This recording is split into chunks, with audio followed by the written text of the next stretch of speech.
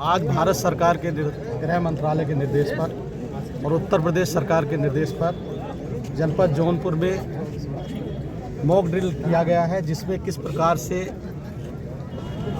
Hostile attack मैं कहूँगा, क्योंकि किसी प्रकार का अटैक हो सकता है।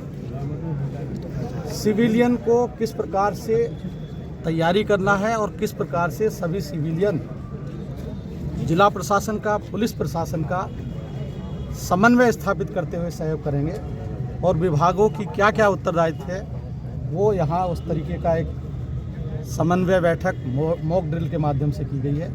मुझे प्रसन्नता है कि आदरणीय वरिष्ठ पुलिस अधीक्षक महोदय और सेना के तमाम अधिकारियों ने और विशेष रूप से जो भूतपूर्व सैनिक हैं उनके जोश और उत्साह तथा विभिन्न विभागों की तैयारियों से हम ये कह सकते हैं कि हम मॉक ड्रिल के माध्यम से अपने जनपद के नागरिकों के प्रति संवेदनशील रहकर उनकी हर प्रकार से हर परिस्थितियों में मदद करने के लिए तत्पर और सजग है। धन्यवाद। इमरजेंसी को लेकर सर क्या व्यवस्था की, कोई सायरन की व्यवस्था जनपद में की गई क्या है?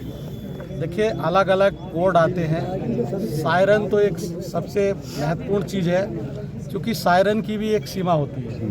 तो उस सीमा को जैसा आदरणीय एसएसपी साहब ने बताया कि अधिकृत वाइट्स के माध्यम से, अधिकृत सूचना के माध्यम से ही हाई अलर्ट की एक जारी किया जाता है और वो सक्षम प्राधिकारी होना चाहिए। व्हाट्सएप या अन्य सूचनाओं पर संज्ञान ना लिया जाए, क्योंकि तमाम लोग भ्रामक सूचना पैदा करके अनावश्यक जनता का और आप सबका समय खराब करते हैं। तो अधिकृत सूचना के आधार पर ही हाई अलर्ट को माना जाए। एक और सवाल, इमरजेंसी के मौके पर स्वास्थ्य की क्या व्यवस्था की गई है? सब व्यवस्थाएं हैं, कुछ व्यवस्थाएं ऐसी चीज़ों में बताई नहीं जाती। नहीं तो स्वास्थ्य आम जनता के लिए आम जनता को बीमार नहीं होने दिया जाएगा, उसको पूरी सुविधा दी जाएगी। लेकिन आम जनता को जब हाई अलर्ट होता है तो उसको भी थोड़ा सा सहयोग करना चाहिए। बिजली भी जा सकती है, देश की रक्षा के लिए कुछ समय तक बिजली भी गायब हो सकती है, जैसा डार्कनेस किया जाता है।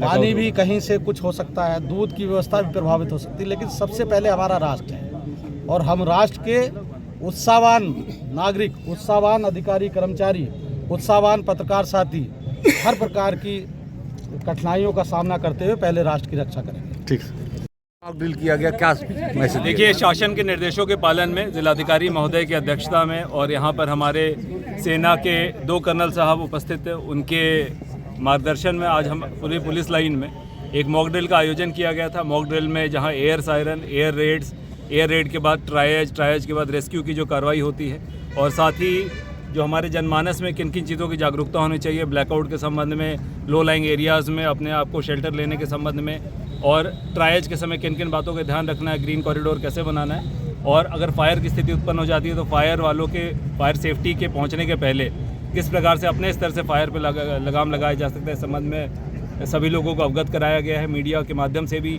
ये मैसेज पूरी तरह से प्रचार प्रसार किया जाएगा। एक सवाल आप में से एक ने पूछा था कि सायरन्स की क्या स्थिति है।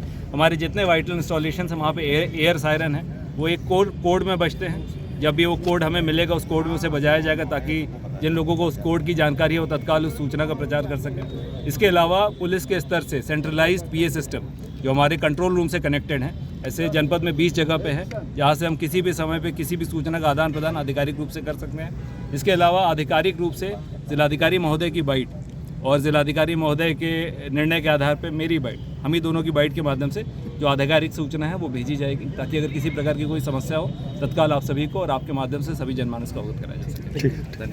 स्ट्राइक की गई, तो क्या कहना चाहेंगे, किस तरह का सर्जिकल हुआ?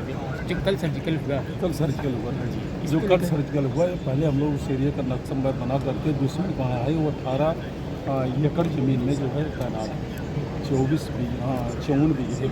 तो हम लोग वहाँ का नक्शा ये मैप लिए अपने गन्स पे लगाए और गन्स लगा के वहाँ डाल दिए और 90 लोग पता ही नहीं लगा उनको क्या, केवल एक झटका था। ऐसे हम लोग प्रोग्राम बना करके हर जगह जहाँ जहाँ उनके जो है ट्रेनिंग सेंटर हैं, उनके अम्यूनिशन पॉइंट है, उनकी यहाँ ट्रेनिंगें होती हैं, जहाँ बड़ा अम्यूनिशन डैम बना है उनको डिस्ट्रॉय करने का यही एक तरीका हम मैप द्वारा सब उसको रेडी करके रखेंगे और उन्हीं के ऊपर अटैक करेंगे। वहाँ की जनता से उनसे खोलने तो जनता को नहीं जा रहा। आप 3 लड़ाइयाँ लड़ चुके हैं और गोलियाँ भी इस जंग में खा चुके हैं, तो किस तरह का एक्सपीरियंस रहा है? क्या एक्सपीरियंस बहुत बड़ा होता है। यही सामने दुश्मन है कर अटैक करना पर कैसे विड्रॉल करना, कैसे एडवांस करना, कब पीछे आना, कब आगे जाना, अपने शरीर को 3 फीट में पूरे फोल्ड करके हम जिस तरह बच्चे गोद में लेते हैं उसे तो अब राइफल्स बोले लेकर पूरे दूसरे जगह जा करके उनका जवाब देना,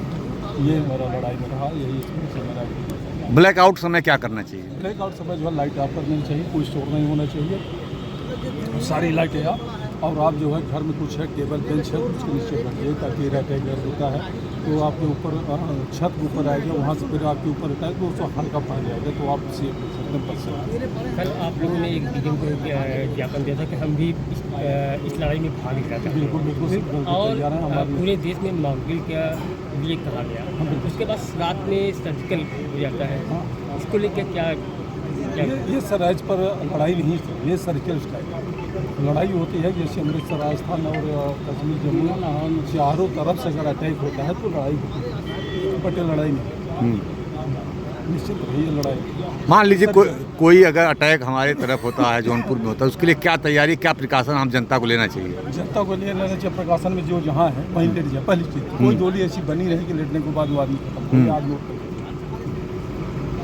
नाइट्रोजन गैस ब्लास्टिंग अगर लगता है कि उससे धुएँ से आता है तो आदमी की मॉइस्चर जो हर मुँह में अंदर आ जाता है तो आदमी खत्म हो सकता है। एक रुमाल रखिए या अपना टावल रखिए, उससे सांस लेते इससे